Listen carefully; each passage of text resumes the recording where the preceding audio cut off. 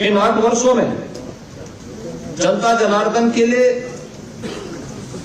Bharatiya Janata party और NDA की ओर से जो कार्यक्रम तय किए गए उनका प्रभावी क्रियान्वयन किस रूप में हुआ है, या आज इसी से आप देख सकते हैं कि जो उत्तर प्रदेश 8 वर्ष पहले बीमारू राज्य माना जाता था, देश के विकास का बैरियर माना जाता था, जिस उत्तर प्रदेश को 8 वर्ष पहले केवल एक श्रम शक्ति के रूप में लोग जानते थे, आज वही उत्तर प्रदेश 8 वर्ष बाद देश की अर्थव्यवस्था ग्रोथ इंजन बनकर के उभरा है। आज वही उत्तर प्रदेश 8 वर्ष की इस यात्रा के दौरान देश के अंदर अर्थ पुंज बनकर के उभरा है, अर्थ शक्ति के रूप में उभरा है। आज यही उत्तर प्रदेश प्रत्येक सेक्टर में जो देश के विकास का एक बैरियर माना जाता है, वही उत्तर प्रदेश देश के विकास का ब्रेक थ्रू बन करके उसको एक नई दिशा देने के लिए हर एक सेक्टर में आगे बढ़ता हुआ दिखाई दे रहा है। खासतौर पर अगर मैं एग्रीकल्चर सेक्टर की ही बात करूं, 2017 के पहले उत्तर प्रदेश के अंदर ये क्षेत्र पूरी तरह उपेक्षित था। हम लोगों ने हमेशा इस बात को माना है कि विकास की जो ये अवधारणा है, हमें पहले अपने उन सेक्टर को चिन्हित करना पड़ेगा जिसमें हमारे लिए सबसे आसान और सबसे महत्वपूर्ण संभावना है। आपने देखा होगा जो कृषि की दर थी उत्तर प्रदेश में, वह 2016-17 तक केवल 5% के आसपास थी। आज बढ़कर के 13.5% से अधिक हुई है, और उत्तर प्रदेश की जीडीपी में इसके कारण 28% की बढ़ोतरी आज देखने को मिल रही है। और इसकी शुरुआत हमारी कैबिनेट ने, पहले ही कैबिनेट ने की थी। प्रदेश के अंदर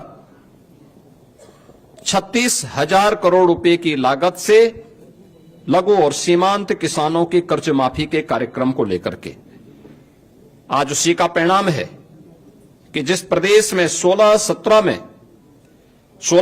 तक कुल यहां पे 557 लाख मीट्रिक टन खाद्यान्न का उत्पादन होता था, आज उसी प्रदेश में हम लोग गत वर्ष ही 668 लाख मीट्रिक टन से अधिक खाद्यान्न का उत्पादन किए हैं। यानी ये 20% खाद्यान्न के उत्पादन में बढ़ोतरी एक वर्ष में ही उत्तर प्रदेश के अंदर देखने को मिली है।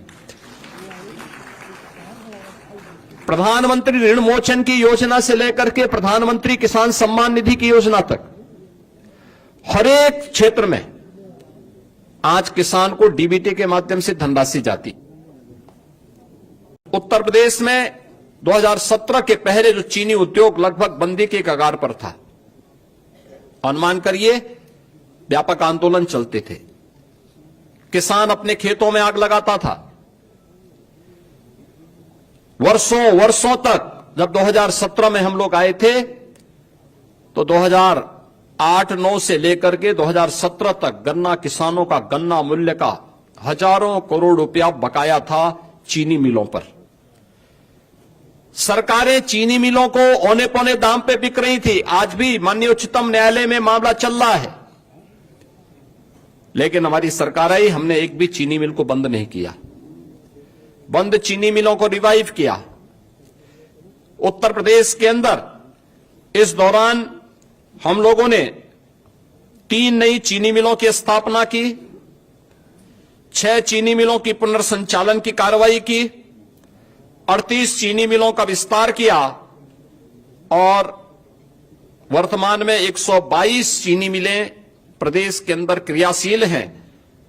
2017 से अब तक गन्ना किसानों को 2,80,000 करोड़ रुपए से अधिक का गन्ना मूल्य का भुगतान हुआ, और यह पिछली सरकारों के 22 वर्ष के कार्यकाल की तुलना अगर इसे किया जाए उन्होंने 22 वर्ष में जितना किया उतना हमारी ये डबल इंजन की सरकार ने मात्र 8 पीएम कुसुम योजना के अंतर्गत